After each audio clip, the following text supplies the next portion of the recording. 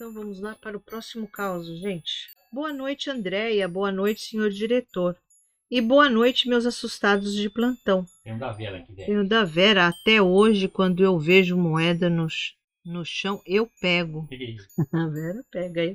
Não sei porque eu tinha essa mania de pegar, mas depois eu peguei um certo receio. Boa noite, senhor diretor. Boa noite, meus assustados de plantão. Meu nome é Selma e hoje eu moro aqui em Recife. A Vera de... Nunca me aconteceu nada, graças a Deus, Deus. Graças a Deus. Meu nome é Selma e hoje moro aqui em Recife, onde levo uma vida tranquila, trabalhando num pequeno ateliê de costura que montei com muito esforço. Mas desde que descobri o canal de vocês, Andréia, tenho revivido lembranças que há muito tempo eu não deixava voltar. Foi ouvindo uma das suas histórias, dessas de interior, que me veio à mente um caos que aconteceu comigo quando eu ainda era criança. E olha, eu nunca mais esqueci daquele dia. Eu nasci, cresci num povoado pequenino no interior do Piauí, um lugar cercado por mato, riachos e umas poucas casinhas de barro e de madeira. Era um tempo simples, Andréia, o começo dos anos 80. A luz elétrica tinha chegado há pouco tempo e todo mundo ainda se encantava quando o poste acendia lá fora. O pessoal da vila chamava aquele clarão de a magia do fio, porque até então a única luz que a gente conhecia era da lamparina e do candeeiro. Eu morava num terreno grande com a minha família. Cada irmão do meu pai tinha uma casinha por ali.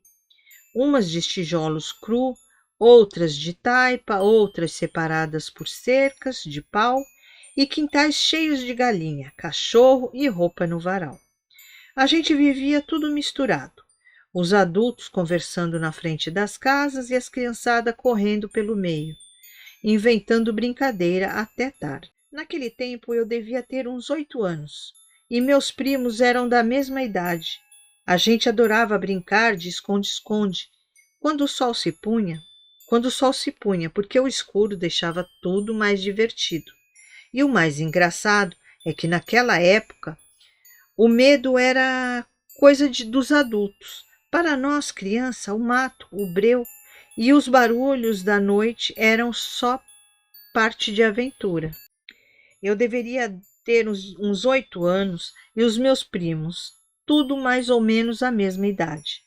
A gente corria descalço pelo quintal, rindo, tropeçando nas raízes, escondendo atrás dos arbustos e das cercas de pau a pique que separavam as casas da família. O ar estava morno e abafado, e a poeira subia com cada passo que a gente dava. De vez em quando, uma mãe gritava o nome de algum filho, mandando não ir para muito longe, mas ninguém obedecia. Naquele dia, eu e minha prima Lúcia resolvemos nos esconder um pouquinho mais afastado, quase perto do fim do terreno, onde a luz do poste já não chegava direito. Ali o breu era mais denso, e o clarão do lampião, que vinha das casas, parecia não alcançar. A gente se abaixou entre uns arbustos de folhas grossas, depois dessas que arranham o braço quando a gente encosta. Dava para ouvir lá longe o som das outras crianças brincando, o riso falatório, o grito de quem era pego. Mas ali onde a gente estava, só dava para ouvir o som do próprio coração. Foi quando a gente escutou um barulho estranho. No começo parecia só um ronco de animal, meio rouco, abafado. Mas depois, Andréia, eu juro que parecia gente falando baixo, como se fosse um murmúrio, uma conversa sem palavras que a gente entendesse. A Lúcia olhou para mim com os olhos arregalados e sentiu a mão dela gelar. Nós duas ficamos imóveis, agachadas, tentando entender o que era aquilo. O som vinha da beira do mato, bem perto de onde a gente estava.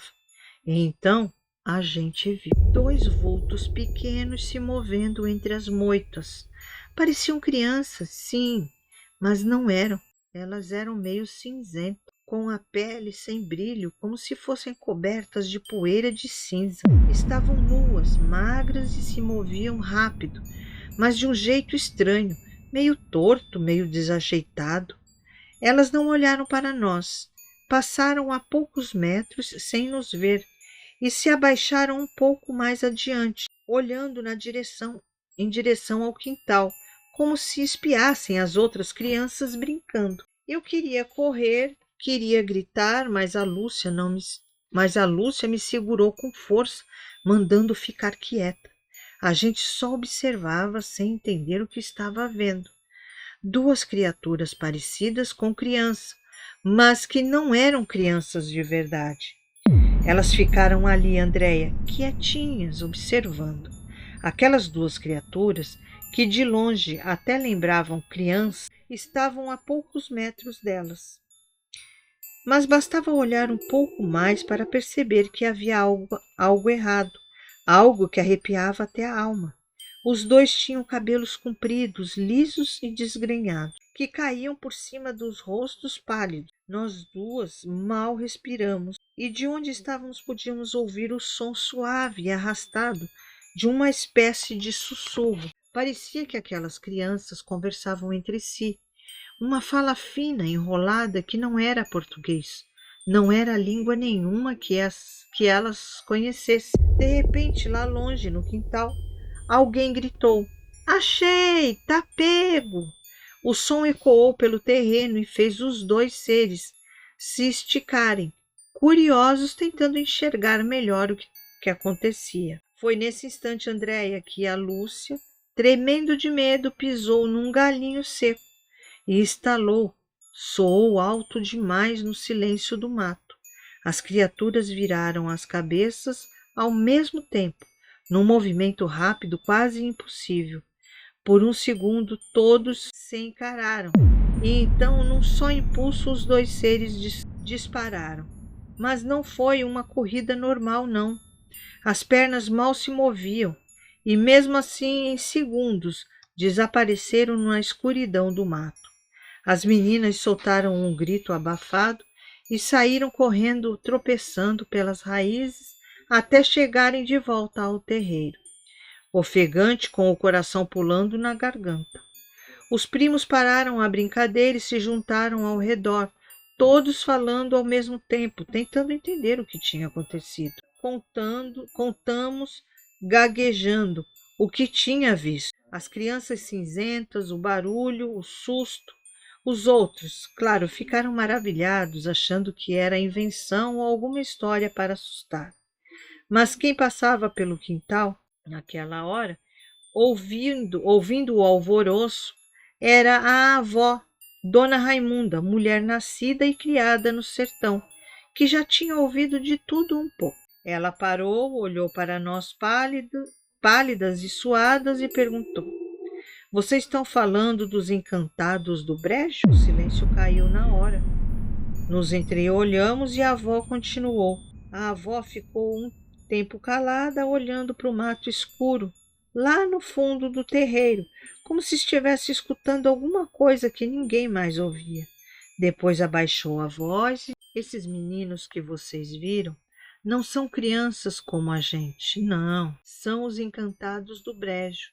Há quem diga que eles moram no fundo das águas e só saem quando tem gente feliz demais brincando por perto." A criançada, prestando atenção em tudo e tremendo, Dona Raimunda continuou: "Eles eram filhos d'água, gente de outro tempo. Viviam escondidos nas lagoas e nos brejos, brincando entre si. Mas quando os homens começaram a secar os brejos para plantar, muitos encantados sumiram, outros enlouqueceram e ficaram presos entre o mundo deles e o nosso. E é por isso que às vezes aparecem assim, cinzentos, mudos, sem sombra." Dona Raimunda passou a mão no terço que trazia pendurado ao pescoço e murmurou: "Quando eles aparecem, é melhor continuar a brincar. O que eles querem é lembrar do tempo em que eram vivos, e quem tenta correr deles leva o medo para dentro de casa." Ninguém falou mais nada. Naquela noite ninguém dormiu direito. E durante muito tempo, sempre que uma criança escondia mais do que devia, as mães gritavam: "Volta logo, menino, senão os encantados do brejo te encontram." Até hoje, Andréia, quando eu volto para aquela terra, o mesmo arrepio me percorre. Será que ainda estão lá os meninos cinzentos do brejo, procurando com quem brincar? Interessante, né? Uau. Eu nunca ouvi falar, não. Encantados do Brejo. Vale um likezão aí. Um likezão aí, gente. Chegou aí, tá só ouvindo a Andréia. Ajude o canal. Ajude o canal aí com seu likezão, tá bom? Aonde? Não temos comentário, Não Gatinha. temos. Vamos para o próximo. Vamos para o próximo, então.